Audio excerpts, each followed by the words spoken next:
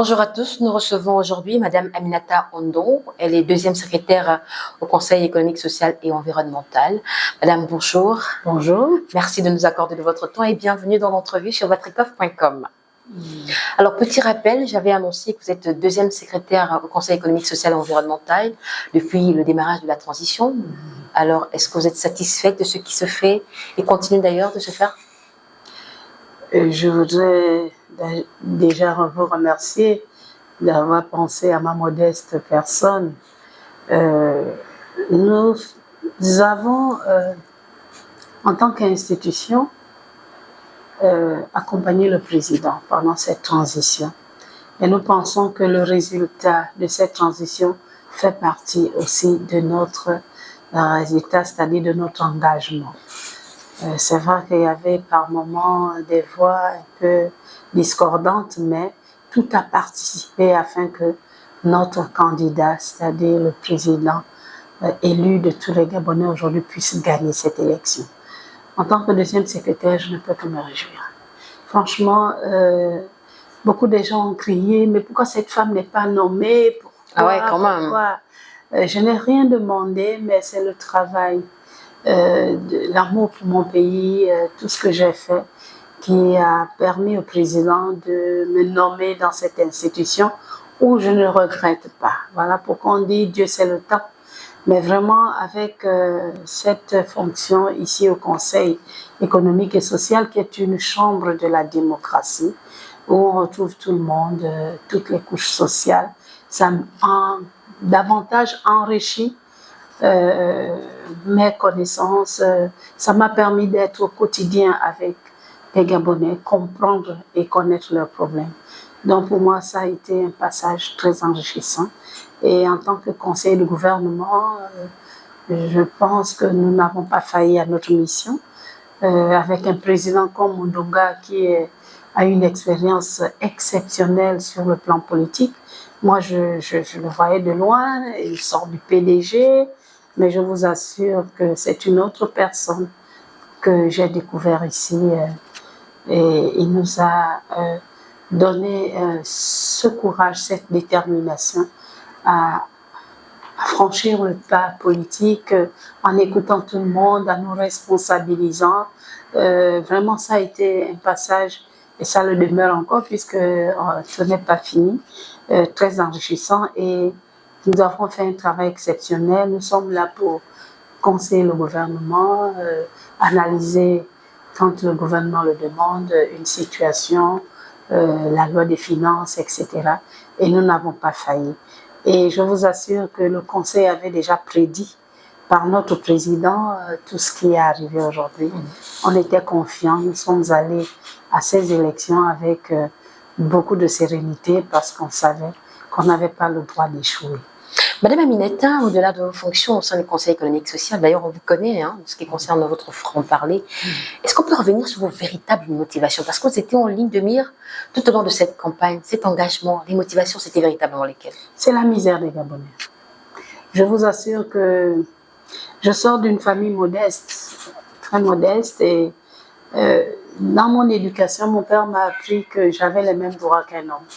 Il me disait souvent que le travail, le premier mari d'une femme, c'est son travail.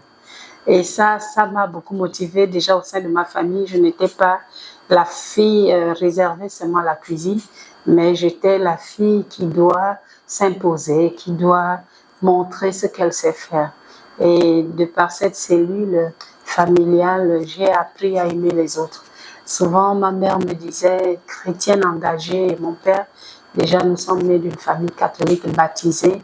Mes parents étaient mariés à l'église, donc on a eu une éducation un peu religieuse et j'ai grandi à Sainte-Marie du CP0, comme on le disait avant. J'ai été à l'internat et j'ai fait mes études. Je suis née à Libreville. Je n'ai connu qu'ici parce que mon père nous préservait un peu des méandres des familles au village. Donc, on a grandi ici. J'ai grandi, je suis née là à Montbouette, qui est devenu un grand marché. C'était un quartier. Donc, mon père m'a appris, surtout ma maman, beaucoup d'amour. Elle aimait aimer les autres. Elle nous rappelait souvent que vous savez qu'un étranger ne remplit pas les toilettes. Il faut savoir recevoir les gens, il faut savoir aimer les autres. Et c'est peut-être cette fibre qui m'a poursuivie. Et j'ai été frappée par ma fille qui a Sarah, la petite Sarah qui avait été paralysée à l'hôpital. Et ça a été un choc pour moi qui m'a permis de me réaliser ce que je pouvais apporter aux autres, ce que je pouvais d'abord donner pour mon enfant et ce que je pouvais donner aux autres. Et depuis ce combat, je suis là où les injustices, je combats les injustices, que ce soit sur le plan professionnel, sur le plan social. C'est vraiment quelque chose que je n'explique pas, mais qui peut s'expliquer. Et vous avez vu en Oligui Nguema ce fervent défenseur des droits des personnes vulnérables? Je vous dis que j'ai vu. Vous voyez en Brice Clotaire Oligui Nguema ce fervent défenseur des droits des personnes vulnérables? Vous savez d'abord l'histoire de Oligui Nguema, du président actuel, parce que moi je l'appelle maintenant Monsieur le Président. C'est le 30 août. Vraiment, le 30 août, nous étions perdus. Moi, personnellement, j'étais perdue. Je me suis donnée à fond.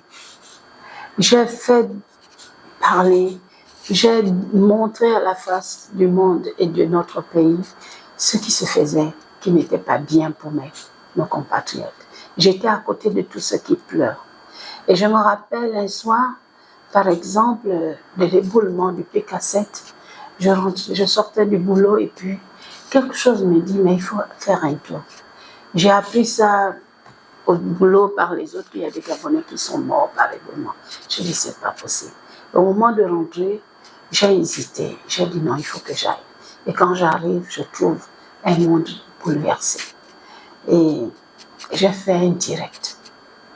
J'ai vu des gens malades, inimaginables. Je demande pourquoi ils ne vont pas à l'hôpital. On me dit parce qu'ils n'ont pas d'argent. Il y a des gens, des Gabonais, manque de solidarité, de fraternité. Des gens qui vivent seuls dans des maisons où on ne peut même pas venir cogner pour savoir si ils se sont bien réveillés. Et toute cette situation m'ont davantage donné envie de me battre pour eux. En fait, comme je le dis, c'est la misère leur misère qui me donne la force de me battre, parce que j'estime que c'est pas normal. Et je me suis donné à fond en 2023 pour que l'alternance arrive. Et je savais que c'était au prix de ma vie, je le savais. Mais je me suis dit, autant mourir, donc me donner à fond une bonne fois, comme ça quand je n'existerai plus, les gens penseront à ce que j'ai fait. Je me suis donné à fond. J'ai été là où je ne pouvais pas imaginer, là où la misère était grande. J'ai été, et je sais que je dérangeais. Et Dieu merci, comme on le dit, là où il y a le mal, il y a le bien. Les gens venaient me prévenir que fais attention, fais attention. Et il faut partir de là. Non, non, non, Madame Aminata, vous ne méritez pas ça, il faut partir. Et j'ai un époux qui est souvent dans l'ombre, mais qui est très dur. Et il me dit que si ça peut arriver, ça arrivera devant moi, devant les enfants. Et tu ne partiras pas. Et donc le 30 août, au soir, j'ai passé 3 nuits dans des maisons différentes. Je lui ai dit quand même, il ne faut pas tenter le diable. Laisse-moi disparaître quand même. Et il y a des gens volontairement qui dormaient chez moi sur des matelas. Ils disaient, s'ils viennent, ils nous trouveront là. Et le 30 août arrive, à partir de 24 heures, là où je me trouvais, je me suis réveillée comme ça et j'ai vu que les résultats se donnaient, étaient en train d'être lus. Et pour ne pas déranger la dame qui m'a reçue, je disais, mais c'est pas possible, c'est faux. Je parlais seule et elle aussi s'est réveillée. J'ai dit, non, on proclame déjà. Je vous assure que tout au long de la proclamation, j'étais perdue. Je disais, qu'est-ce que je vais faire demain matin? Où irai-je? J'ai pensé à mes enfants, j'ai pensé à tout le monde. Et puis, vers 6 heures, je crois, je ne me rappelle plus de l'heure, on voit une image où le CTR a pris le pouvoir. Vous imaginez ça pour quelqu'un qui savait que je pouvais mourir le lendemain, qui savait que je devais être arrêté le lendemain. Rien que pour ça, j'ai cru au CTRI. J'ai cru à Brice Clotaire Nguema, cette armée, qui souvent, des années antérieures, on l'accusait qu'ils ne font rien pour délivrer le peuple. Donc pour moi, le CTRI, Brice Clotaire Nguema, c'est un sauveur. Il a sauvé ma vie. Et il a sauvé la vie des personnes pour lesquelles je me suis battue. Et il nous a sortis de cette léthargie de croire que rien ne pouvait plus se faire. Tout était plié. Les Gabonais avaient un adage de dire « on va encore faire encore moins ». Donc pour ça, rien que ça. La Bible nous apprend que c'est dans des petites choses que Dieu vous en donnera des grandes choses. Si le CTRI a pris le risque de nous délivrer le 30 août dans des petites moindres choses, c'est qui est déjà même grand, parce qu'ils ont risqué leur vie pour nous délivrer. Mais donnons-leur. Et Dieu aujourd'hui vient de confirmer que comme ils ont réussi à nous délivrer le 30 août, je vous en donnerai des grandes choses. Et c'est ce qui est arrivé aujourd'hui. D'accord. Alors, 2023, vous avez pris d'énormes risques, vous venez de le dire. Et dans un précédent entretien, il y a plusieurs mois en arrière, vous disiez, on pardonne, mais on n'oublie pas. Oui. Sauf que dans la mouvance de cette campagne, vous êtes quand même retrouvés en face de certains éléments. Ah oui, difficilement. Hein. Je vous le dis, c'est mon cœur qui parle. Et je suis restée, j'ai posé la même question au président de la République, que ce que vous nous demandez n'est pas facile à supporter. Il vous a exhorté, pardon. Oui, il nous a exhorté. Ça, je le dis ouvertement, il nous a exhorté. Il a dit, madame, on n'a pas de choix, je comprends. Mais je dis, quelle est la garantie que vous nous donnez d'accepter ces gens-là? Il dit, madame, vous comprendrez plus tard qu'il faut pardonner. Ça n'a pas été facile. Souvent même, quand on se rejoint dans des réunions, je n'hésite pas à dire les pédégistes. Parce qu'il fallait nommément qu'ils reconnaissent qu'ils ont mal fait à leurs propres frères. La politique, ce n'est pas forcément l'art de tromper, mais on peut faire une politique saine et sociale. L'Europe ne s'est pas développée dans l'art de tricher. Les populations voient palpablement ce que la politique leur apporte, le bien-être social, la sécurité sociale, l'emploi, le développement économique. Mais on n'a rien eu de tout ça que du mensonge. En plus de ça, on était menacés, humiliés, chosifiés.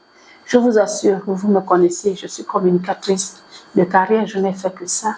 Mais combien de fois mes chefs aujourd'hui qui me regardent, souvent je les exhortais, je leur ai exhorté à dire, mais enfin, on est des humains, est-ce que ce que vous faites est bien?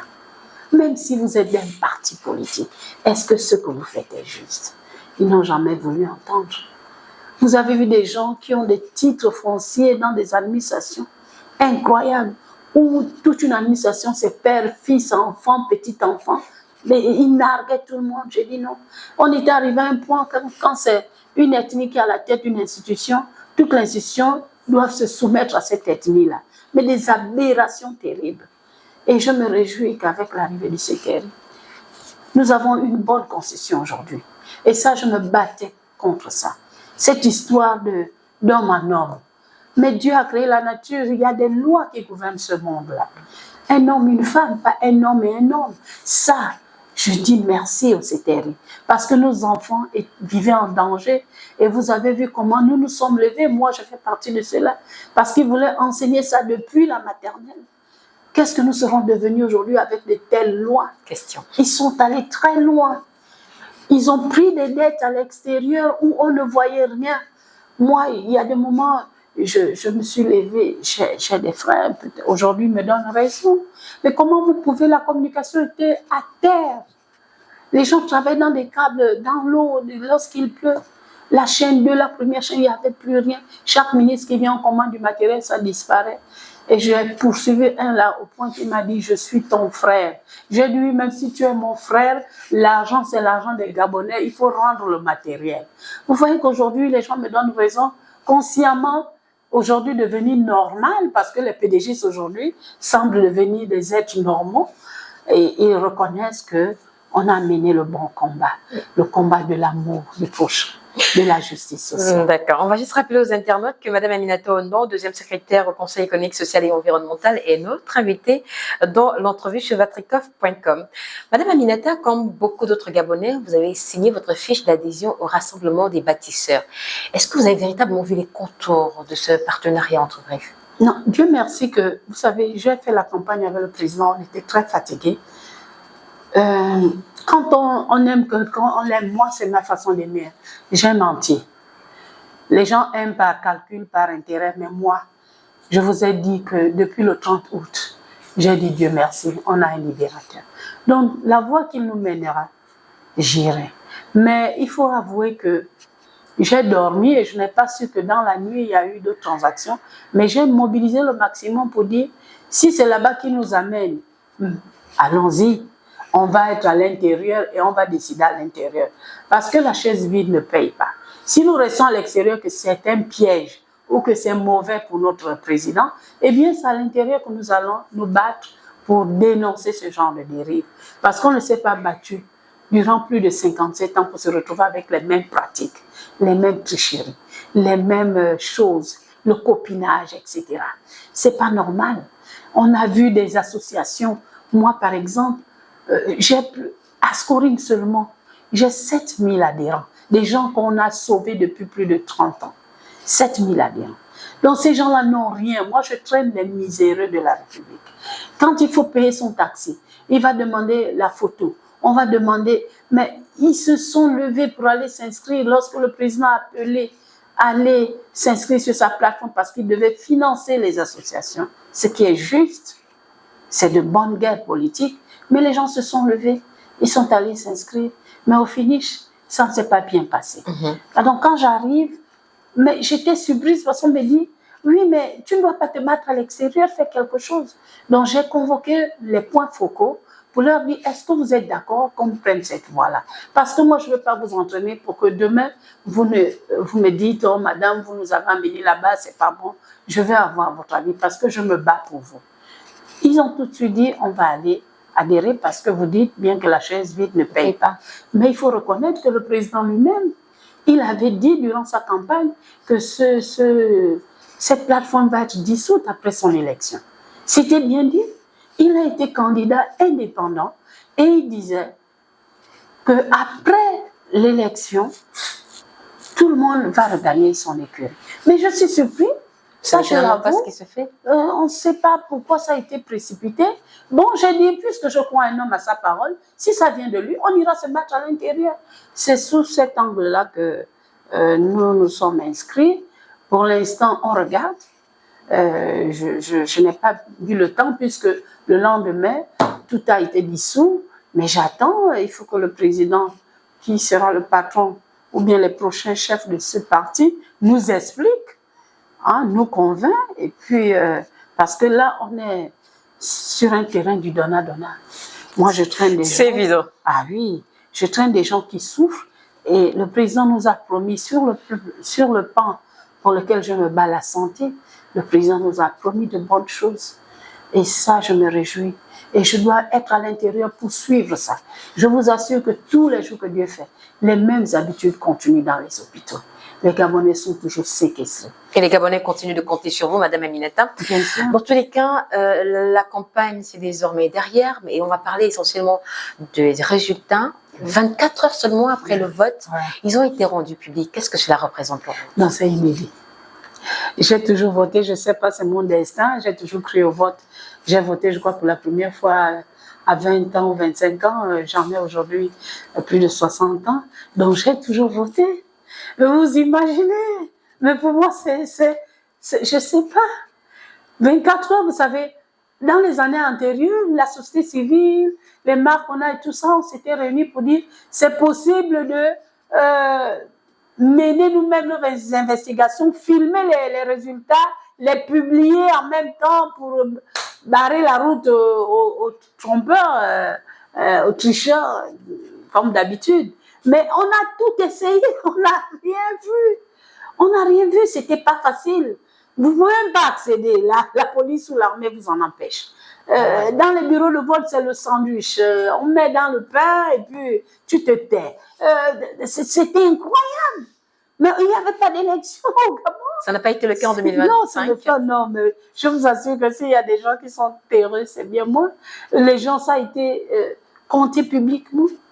Rien n'a été caché. Vraiment, c'est inédit. Et je pense que aujourd'hui, je me réjouis, je dis, on ne s'est pas battu pour rien. Et là, je pense à Thomas Sankara, qui disait, seule la lutte paye. Et là, je me réjouis aujourd'hui. Alors, Brice Clotaire Oligui Nguema, élu démocratiquement selon de nombreux compatriotes, président de la République du Gabon, la 5e notamment, se pose désormais la question du casting de ses collaborateurs. Selon vous, Madame Aminata, quels sont les critères qui devraient prévaloir? Il est président, il a la charge, la responsabilité de porter la politique. Il peut toujours être aiguillonné. Oui, mais moi je dis, beaucoup d'intellectuels ont trompé le Gabon. Ça, il faut le dire. On est leader partout. C'est quoi un leader? C'est celui qui se démarque dans ce qu'il fait. Vous êtes un footballeur. Aujourd'hui, on parle de Bameyang parce qu'il a bataillé pour garder, disons, le maillot qu'il a aujourd'hui, la place qu'il a. Donc, chacun dans son domaine, le président doit se rappeler que le diplôme n'est qu'une présomption de connaissance. Travaillez avec les gens qui sont capables de vous dire la vérité et de mener à port ce que vous attendez d'eux. C'est pas tout de dire, parce que je vois les gens s'agiter, les gens qui n'osaient même pas lever le petit pouce lorsque les gens souffraient. Aujourd'hui, tout le monde veut être quelque chose. Non. Qui le regarde aujourd'hui? Sur le plan des femmes, qui s'est réellement battu? Et qui peut faire quoi? Sur le plan de la santé, je ne discute rien avec personne. Moi, si la femme geste me dit, maman, viens, toi, tu aides-nous à voir ça, suivre ça, aller dans les quartiers, voir qui est malade, comment on peut le sauver, comment je le ferai. Sur le plan, non, c'est facile à faire. Vous avez l'exemple d'autres pays, je prends souvent, lorsque je parle aux femmes, le Bénin, tout ça, c'est des femmes multimilliardaires, mais elles le font avec le commerce parce qu'elles sont des élites dans leur domaine. Vous allez en France, il y a bien une africaine et il y a même une gabonaise qui a été élue 2 fois députée. Vous pensez que c'est aux yeux qu'on l'a élue parce qu'elle est capable de prouver ce que les populations attendent d'elle. Celle qui est femme de ménage devenue députée à l'Assemblée nationale. Parce qu'elle a été choisie, parce que les autres ont vu en elle un leader qui peut porter leurs préoccupations. Donc, il faut que le président tienne compte de ça. Le diplôme, c'est bien, c'est une présomption. Encore que même au Gabon, quand on parle de diplôme, vous savez, dans ma carrière de communicatrice, j'ai vu des choses. J'ai travaillé avec l'ONE, mais l'ONE me dit, mais madame, nos diplômés, c'est n'importe quoi. Non, les gens ne sont pas bien formés. Regardez même les enseignants. Je me suis battue contre ça. Comment l'enfant d'un pauvre peut réussir à l'UOB lorsqu'il faut payer des fascicules? Comment l'enfant d'un pauvre peut... Non, c'était impossible. L'achat des moyens, même aujourd'hui, regardez un peu notre service de santé. Nos médecins, pour la plupart, je ne dis pas tous, hein, il y a des très bons, mais les très bons n'hésitent pas de partir. Parce que évoluer là, non, vous devez être tous au même niveau. Et ils s'en plaignent. On a des médecins bien formés, mais qui disent, mais madame, si devant vous, vous avez la formation, la compétence, parce que la formation c'est bien, mais la compétence, mais si votre chef ne l'est pas, mais il ne vous empêchera pas de bien travailler. Et c'est ce qu'on a vu dans tous les domaines. Donc le diplôme aujourd'hui ne compte plus. Prenez des gens, monsieur le président de la République, qui sont capables d'aller là où il faut et vous ramener des résultats. Pour terminer, si nous célébrons aujourd'hui la journée de la femme gabonaise, quelles sont vos attentes en tant que femme gabonaise? Mes attentes, vous savez, les femmes de ma génération, je dis c'est bien la journée de la femme, parce que la femme doit être au cœur de tout. La femme est le grenier de la famille. C'est par la famille qu'une nation se forme. Et le président a bien parlé de nation parce que nous ne l'étions pas. Nous étions une république, mais pas une nation. Aujourd'hui, le président lui dit, promet de faire de nous une nation gabonaise, donc des gens qui doivent s'aimer. Et la femme est porteur d'amour, c'est elle qui est le grenier, c'est elle qui transmet les valeurs. Aujourd'hui, en tant que membre du Conseil économique et social, culturel et environnemental, j'exhorte les femmes de revenir dans nos valeurs, d'enseigner ces valeurs à nos enfants, parce que nous avons perdu des repères. Et je vous assure souvent, il y a des femmes qui me disent, mais comment tu fais? Moi, j'ai porté 7 grossesses. On ne peut, même dans ma carrière, personne n'a vu comment j'ai fait ces enfants. Et je les ai faits pendant que je travaille. Wow.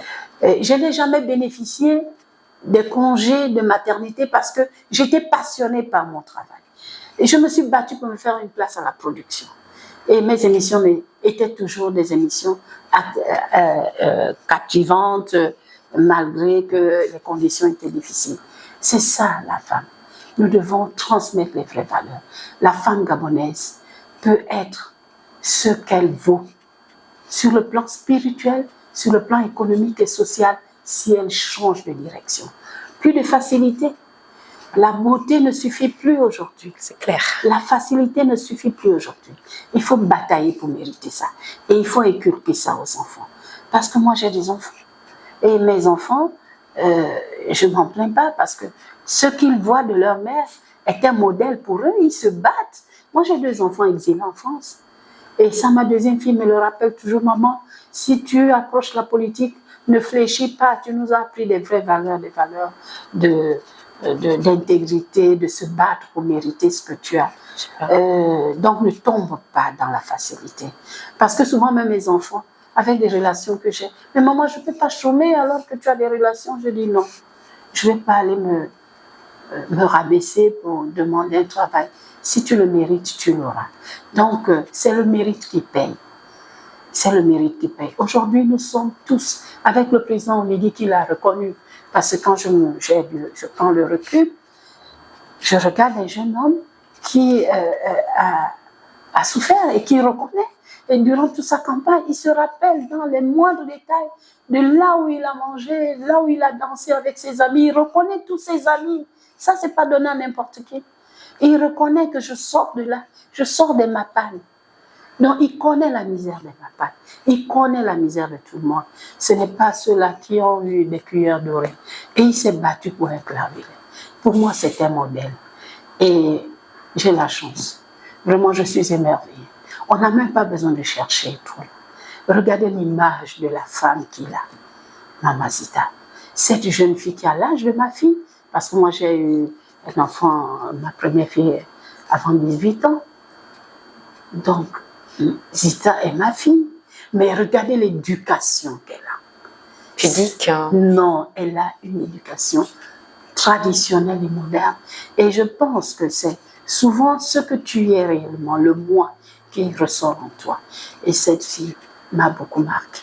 La première dame, dans son naturel, dans son approche, dans sa façon de se comporter, d'écouter, d'analyser et de réagir. Je dis, c'est ça la femme. Donc, bonne fête à toutes les mamans, bonne fête à toutes les femmes. Mais c'est une journée qui doit nous permettre de se projeter pour l'avenir. Qu'est-ce que nous voulons donner à cette nation? Qu'est-ce que nous devons apporter? Si on nous parle de grenier, les enfants que nous avons, ce sont les présidents de demain. Qui aurait cru que cette femme-là, qui a accouché à Okondia, naissait un futur président de la République? Donc, c'est à nous, les femmes, de façonner ce nouveau Gabon. Et si ce nouveau Gabon ne change pas, c'est que nous, les femmes, nous allons porter la responsabilité. Aminata Ondon, deuxième secrétaire au Conseil économique, social, culturel et environnemental, était notre invitée sur vatrikov.com, l'émission L'autre vue. Merci, madame. Je vous en remercie également. Et j'espère que les choses vont aller très vite. On a trop parlé, maintenant il faut passer à l'action. On l'espère tous. Wow.